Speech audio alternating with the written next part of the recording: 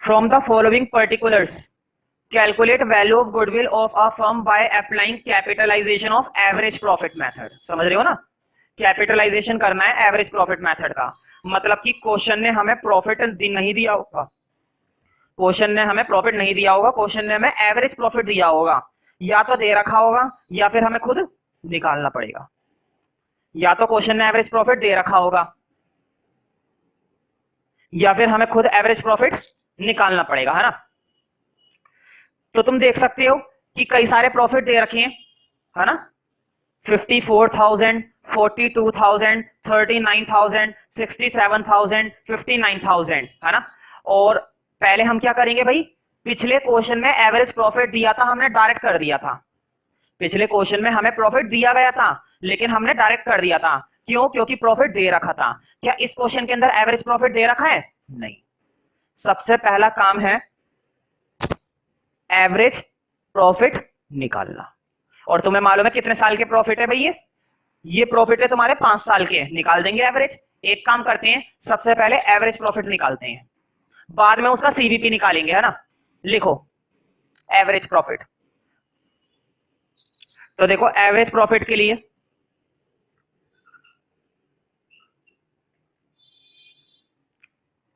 54,000, 42,000, 39,000, 67,000 और 59,000, इन पांचों को ऐड करना है और कितने से डिवाइड देना है? 5 से। मालूम है ना एवरेज प्रॉफिट कैसे निकाला जाता है? इन पांचों को तुम्हें क्या करना पड़ेगा? ऐड। एक काम करते हैं, मेरे पास ऐड करके डायरेक्ट है भाई, सीधी बात बताऊं तो मेरे पास सॉल्यूशन होता है ना। वैसे भी चेकिंग मेरी नहीं है कि मैं कितना बढ़िया कर पा रहा हूं, चेकिंग तो तुम लोगों की है कि तुम लोग कितना कर पाओगे, है ना। मैं कर पाऊं या ना कर पाऊं ये मुद्दे की बात नहीं है, मुद्दे की बात ये है कि तुम कितना कर पा रहे हो, ठीक है। तो मैं तो भाई देख के करूंगा, सच बता रहा हूं, ठीक है। तो देखो इनका एडिशन पहले दे रखा है 2,61,000 और कितने साल की एवरेज थी? 5 साल की। हाँ, 5 से डिवाइड देकर आएगा तुम्हारा 52,200। हाथों हाथ एक काम करते हैं, इसकी सीवीपी निकाल देते हैं, capitalised value of average profit, है ना, सीवीपी। हाँ, अब तुम्हें मालूम है ना फॉर्मूला बदल जाएगा। फॉर्मूले में मैं क्या लिखता हूं? फॉर्मूला होता है प्रॉफिट इनटू 100 अपॉन में नॉर्मल रेट, ये होता है ना फॉर्मूला। भाई फॉर्मूला यही तो होता है, लेकिन प्रॉफिट की जगह क्या लिखना है?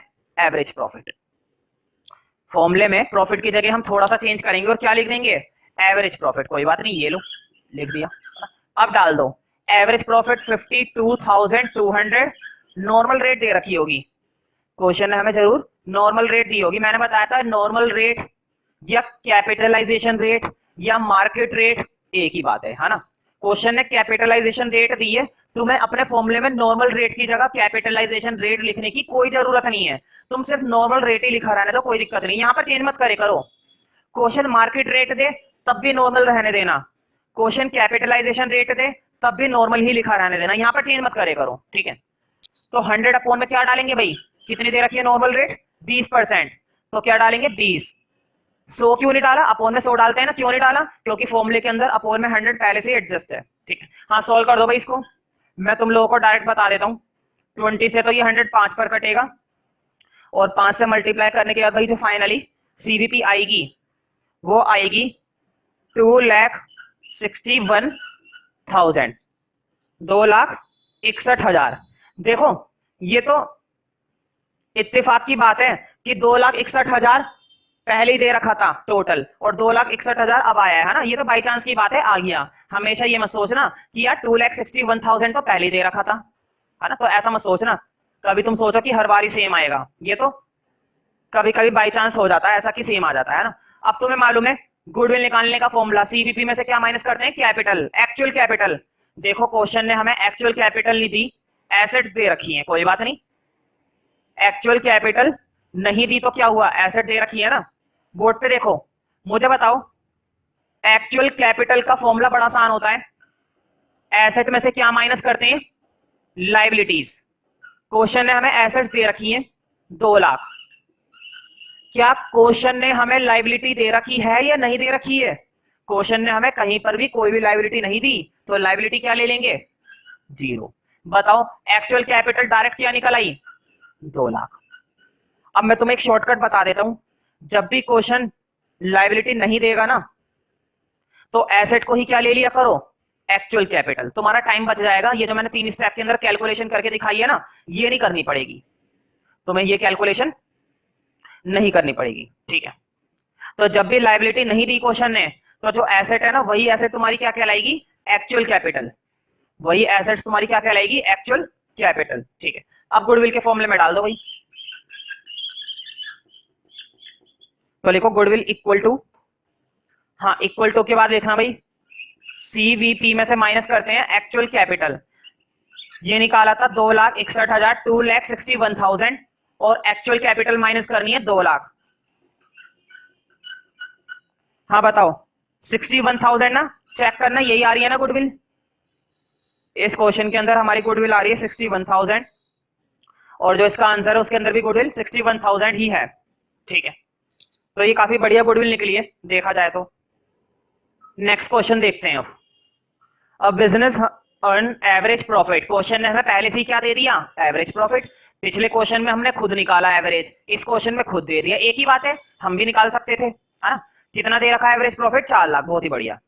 During the last few years and the normal rate of return दे दिया भाई 10%, इसकी जरूरत पड़ेगी। Capitalisation of super profit method, अब मेथड बदल गया। ध्यान से सुनो, कुछ बच्चों को ना गलतफहमी हो जाती है कि कैपिटलाइजेशन और कैपिटलाइजेशन ऑफ सुपर प्रॉफिट। ध्यान से सुनो, कैपिटलाइजेशन मेथड और capitalization of super profit method, ये दोनों मेथड सेम है, सेम नहीं है। तुम ये कह सकते हो कि दोनों दिखने में सेम लगेंगे क्योंकि कुछ हद तक एक स्टेप तक सेम रहता है, लेकिन फॉर्मूला बिल्कुल अलग है, डिफरेंट कंसेप्ट है, ठीक है। तो देखो कैपिटलाइजेशन ऑफ सुपर प्रॉफिट जब ये आता है, ध्यान रखना कभी भी ऐसा मेथड नहीं आएगा capitalization of average profit, capitalization of weighted average profit, capitalization of normal profit. Method सिर्फ ये आएगा capitalization of super profit. Super के अलावा किसी और का कैपिटलाइजेशन नहीं होता, सिर्फ सुपर प्रॉफिट का ही कैपिटलाइजेशन किया जाता है, कभी भी किसी और मेथड को नहीं लेकर आते, ठीक है। तो कैपिटलाइजेशन के साथ सुपर प्रॉफिट को ही मर्ज किया जाता है ज्यादातर। खैर फर्स्ट के अंदर तो capitalization of super profit method से करना है। सेकंड जो पार्ट लिखा हुआ है वो सिंपल है। सेकंड पार्ट के अंदर तुम्हें सुपर प्रॉफिट मेथड लगाना है, 3 इयर्स परचेज है। सेकंड पार्ट पर डाल लो HW, वो मैं नहीं कराऊंगा। Second part super profit method है और वो तुमने कर रखा है पूरी अच्छे तरीके से। देखो ईयर्स परचेज भी दे रखी है सेकंड पार्ट के अंदर, कितनी ईयर्स परचेज दे रखी है, 3 साल की, है ना। तो वो तुम खुद से कर सकते हो, मैं तुम्हें फर्स्ट पार्ट कराऊंगा, मतलब कि सुपर प्रॉफिट मेथड का कैपिटलाइजेशन, है ना। तो फर्स्ट पार्ट स्टार्ट करते हैं। ध्यान से सुनो, जब भी आएगा ना, अगर पेपर में आता है कैपिटलाइजेशन मेथड तो तुम्हें ये करना है सीवीपी वगैरह करके, है ना। लेकिन जब capitalization of super profit method आता है, कैपिटलाइजेशन ऑफ सुपर प्रॉफिट, तो सारे के सारे फॉर्मूले सुपर प्रॉफिट के लगेंगे, बस एक फॉर्मूला चेंज हो जाएगा। सारे के सारे फॉर्मूले याद है ना, सुपर प्रॉफिट के कितने फॉर्मूले थे, 1 2 3। सबसे पहले तीसरे नंबर की चीज निकालते हैं, फिर दूसरे नंबर की चीज निकालते हैं, फिर पहले नंबर की चीज निकालते हैं। तो ध्यान से सुनो, तीसरे नंबर की चीज अभी भी निकालनी है, दूसरे नंबर की चीज अभी भी निकालनी है। हाँ, पहले नंबर की चीज बदल जाएगी, क्यों, क्योंकि अगर तीनों नंबर की चीज वही निकाल दी तो फिर कैपिटलाइजेशन मेथड का क्या हुआ, फिर तो तुमने पूरा का पूरा कौन सा मेथड लगा लिया, फिर तो तुमने पूरा का पूरा सुपर प्रॉफिट मेथड लगा लिया। तो ध्यान रखना, सुपर प्रॉफिट के अंदर मैंने तुम्हें 3 स्टेप के अंदर फॉर्मूले लिखवाए थे, याद है ना, 3 स्टेप के अंदर लिखवाए थे। तीसरे स्टेप की वैल्यू निकालनी है, दूसरे स्टेप की वैल्यू निकालनी है, लेकिन फर्स्ट स्टेप बदल जाएगा। हाँ, फर्स्ट स्टेप क्या होगा वो मैं तभी बताऊंगा, पहले तीसरे स्टेप की वैल्यू निकालते हैं। हाँ, देखकर मुझे बताओ कि तीसरे स्टेप में हम कौन सा वाला प्रॉफिट निकालते हैं। तीसरे स्टेप के अंदर हम कौन सा वाला प्रॉफिट निकालते हैं। तीसरे स्टेप के अंदर निकाला जाता है नॉर्मल प्रॉफिट, तुम चेक कर सकते हो। तीसरे स्टेप के अंदर तुम्हें कौन सा प्रॉफिट निकालना होता है, नॉर्मल प्रॉफिट। तो सबसे पहले निकालेंगे नॉर्मल प्रॉफिट, और नॉर्मल प्रॉफिट याद है ना, capital employed into normal return, याद है ना, capital employed into normal return, या नॉर्मल रेट बोलो एक ही बात है ना, नॉर्मल रिटर्न या फिर नॉर्मल रेट बोलो एक ही बात है। ये फॉर्मूला याद होना चाहिए, अगर याद नहीं है तो पीछे देख सकते हो पेजेस में, ठीक है। सुपर प्रॉफिट के तीसरे नंबर का यही फॉर्मूला होता है, ठीक है। तो देखो कैपिटल एम्प्लॉयड क्वेश्चन ने दे रखी है, क्वेश्चन के एंड में देखो, क्वेश्चन के एंड में लिखी हुई है एसेट्स दे रखी है 40 लाख और लायबिलिटीज दे रखी है 7,20,000। मुझे बताओ क्या क्वेश्चन ने कैपिटल एम्प्लॉयड डायरेक्ट दे रखी है, कोई बात नहीं, क्वेश्चन ने कैपिटल डायरेक्ट नहीं दी, और अगर नहीं दी तो क्या हम निकाल नहीं सकते, हम कैपिटल डायरेक्ट खुद ही निकाल लेंगे। एक काम करते हैं, मैंने जल्दबाजी में कैपिटल पहले निकाल ही नहीं, है ना, तुम लोगों को कोई दिक्कत ना हो तो मैं डायरेक्ट कैपिटल माइनस करके यहाँ पर लिख दूं, मतलब कि 40 लाख में से 7,20,000 माइनस करके मैं खुद ही लिख दूं भाई, कोई दिक्कत तो नहीं होगी ना माइनस करने में?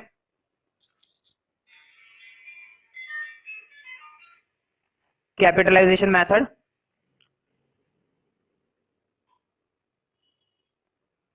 चालीस लाख में से मैं सॉल्यूशन देख रहा था भाई, सच बताऊं तो 40 लाख में से 7,20,000 माइनस करके जो वाई है ना कैपिटल में डायरेक्ट लिख रहा हूं, है ना।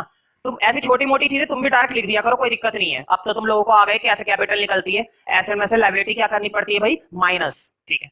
तो मैं डायरेक्ट लिख रहा हूं भाई, माइनस करके जो आया हुआ है वो आंसर है 32,80,000। हाँ, नॉर्मल रेट क्वेश्चन ने दे रखी थी, नॉर्मल रेट है 10%। यहां पर तो 100 लगाना पड़ेगा ना, क्यों? क्योंकि 100 क्वेश्चन ने नहीं लगाया है, इसलिए हमें लगाना पड़ेगा। 100 क्वेश्चन ने नहीं लगाया है। हाँ, अब सॉल्व करते हैं भाई, 2 जीरो से ये 2 जीरो भाई, 3,28,000 रुपए फटाफट से निकाल के मुझे दे दो। तो कितनी आ गई भाई, नॉर्मल प्रॉफिट आ गया 3,28,000। ये था हमारा तीसरा स्टेप, याद है ना सुपर प्रॉफिट मेथड के 3 स्टेप थे। अब तीसरे के बाद बारी आएगी दूसरे स्टेप की। दूसरे स्टेप में कौन सा प्रॉफिट निकालते थे, सुपर प्रॉफिट, और सुपर प्रॉफिट मतलब एसपी, और एसपी का फॉर्मूला होता था एवरेज प्रॉफिट माइनस भाई, average profit minus normal profit, यही तो फॉर्मूला होता था ना सुपर प्रॉफिट का, याद है ना। एवरेज प्रॉफिट बोलो चाहे एक्चुअल प्रॉफिट बोलो, वैसे भी क्वेश्चन ने हमें एवरेज प्रॉफिट खुद ही दे रखा है। हाँ, क्वेश्चन ने एवरेज प्रॉफिट दे रखा है भाई, कितना दे रखा है एवरेज प्रॉफिट, क्वेश्चन ने एवरेज प्रॉफिट दिया है 4 लाख का, देख लेना एक बार। तो 4 लाख में से नॉर्मल प्रॉफिट माइनस करना है 3,28,000। क्वेश्चन ने जो प्रॉफिट दिया था हमने उसको क्या कर दिया, माइनस। हाँ, 4 लाख में से 3,28,000 माइनस करने के बाद जो बचेगा वो है तुम्हारा 72,000, है ना।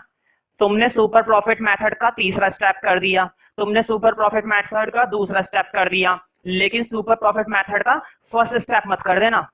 क्यों? क्योंकि अगर तुम फर्स्ट स्टेप कर दोगे तो फिर कैपिटलाइजेशन का फायदा ही क्या हुआ। ये सुपर प्रॉफिट नहीं है, ये कैपिटलाइजेशन ऑफ सुपर प्रॉफिट है। ध्यान से सुनो, सुपर प्रॉफिट में और कैपिटलाइजेशन ऑफ सुपर प्रॉफिट में बस फर्स्ट स्टेप बदल जाता है। अब फर्स्ट स्टेप लिखना है, अब लिखेगी गुडविल, लेकिन गुडविल का फॉर्मूला वो नहीं जो सुपर प्रॉफिट में होता है। गुडविल का फॉर्मूला ये लगाना है अब तुम्हें, देखो। अब जो गुडविल का फॉर्मूला लगाना है तुम्हें, अब तुम्हें लगाना है, देखो लिखना तो वो ये सुपर प्रॉफिट इनटू, याद है बोर्ड पे देखो लास्ट, बस पेन वगैरह छोड़ दो, ध्यान से सुनो और समझो और देखो।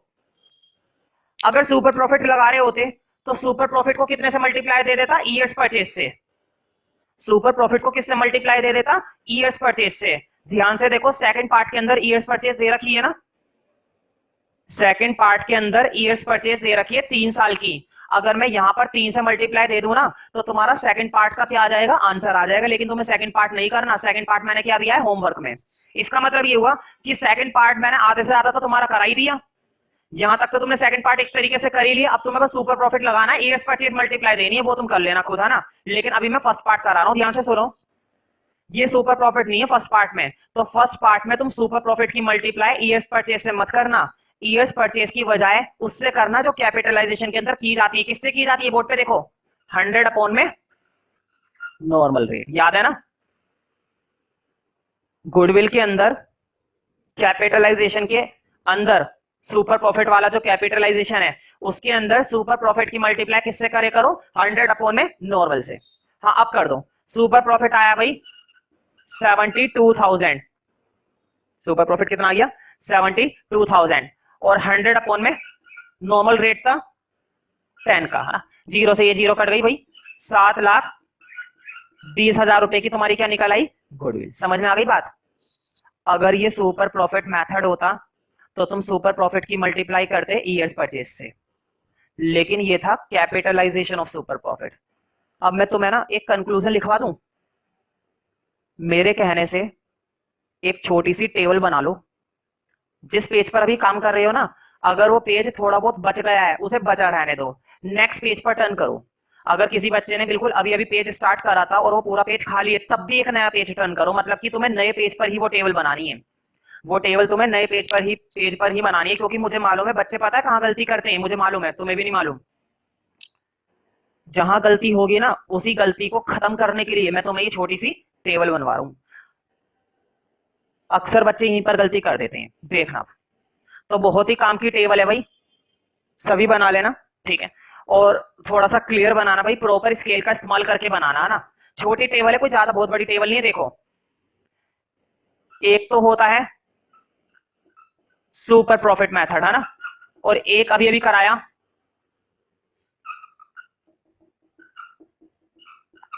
कैपिटलाइजेशन ऑफ सुपर प्रॉफिट, है ना। ध्यान से सुनना, सुपर प्रॉफिट का कैपिटलाइजेशन और सिर्फ सुपर प्रॉफिट मेथड, ध्यान से सुनो, बहुत ही सिंपल है। मुझे बताओ, यहां पर भी तुम्हें सबसे पहले क्या निकालना होता है? नॉर्मल प्रॉफिट, पहला स्टेप। यहां पर भी तुमने वही करा था अभी अभी, सबसे पहले क्या निकाला? Normal profit. कोई दिक्कत तो नहीं है? यहां पर भी तुमने क्या करा? सुपर प्रॉफिट निकालते थे, याद है ना। यहां पर भी क्या निकालते थे? Super profit. और यहां पर भी क्या निकालते थे? Super profit. लेकिन जब तीसरे पार्ट के अंदर तुम गुडविल निकालते थे, ध्यान से देखो, मैंने गुडविल को तीसरे स्टेप में क्या लिख दिया है? जी विल। मैंने गुड की जगह सिर्फ जी लिखा है, तुम लोग पूरा लिखना, गुडविल और गुडविल। इधर भी गुडविल लिखो और उधर भी गुडविल लिखो। अब ध्यान से देखो, सुपर प्रॉफिट में और कैपिटलाइजेशन ऑफ सुपर प्रॉफिट में एक छोटा सा फर्क है बस। ध्यान से देखो, सुपर प्रॉफिट के अंदर गुडविल निकालने के लिए सुपर प्रॉफिट की मल्टीप्लाई होती है ईयर्स परचेज से। किससे मल्टीप्लाई होती है भाई? ईयर्स परचेज से। लेकिन कैपिटलाइजेशन के अंदर सुपर प्रॉफिट की मल्टीप्लाई होती है 100 अपॉन में नॉर्मल रिटर्न से। ये फटाफट से 6 चीजें नोट कर लो, कभी भी गलती नहीं हो सकती। देखो, पहला स्टेप में बिल्कुल सेम है, दोनों में नॉर्मल निकालना है। दूसरा स्टेप भी बिल्कुल सेम है, सुपर प्रॉफिट निकालना है। कैसे निकालते हैं वो सब तो हमने सब सीख लिया, हम तो फॉर्मूले को पहचान रहे हैं बस कि कब क्या निकालना है ना। तीसरे स्टेप में चेंज आता है बस, तीसरे स्टेप में चेंज आता है। तो अक्सर क्या करता है वो, एग्जाम में क्या होता है, ज्यादातर बच्चों को कौन सा मेथड दिया जाता है? Capitalization of super profit. Capitalization of super profit, क्योंकि कैपिटलाइजेशन ऑफ सुपर प्रॉफिट के अंदर तुम्हारे पहले के सारे मेथड रिवाइज हो जाएंगे, सारे मालूम है ना तुम्हें। सुपर के लिए तुम्हें एवरेज भी निकालना है, एवरेज निकाल पाओगे। नॉर्मल के लिए तुम्हें मल्टीप्लाई देना, सुपर का काम हो गया। और ये तुम्हें किससे पता चला? कैपिटलाइजेशन से। तो तीनों मेथड तुम्हारे इस वाले मेथड के अंदर रिवाइज हो जाते हैं। तो प्रॉपर तरीके से ये छोटी सी टेबल बना लेना। सिर्फ किसमें परिवर्तन आता है? तीसरे स्टेप में। पहले नॉर्मल, फिर सुपर और फिर गुडविल। सुपर प्रॉफिट है तो ईयर्स परचेज से करो, कैपिटलाइजेशन है तो 100 अपॉन में नॉर्मल रिटर्न से करो। जरा सेकंड पार्ट अब तुम इसका कर लोगे।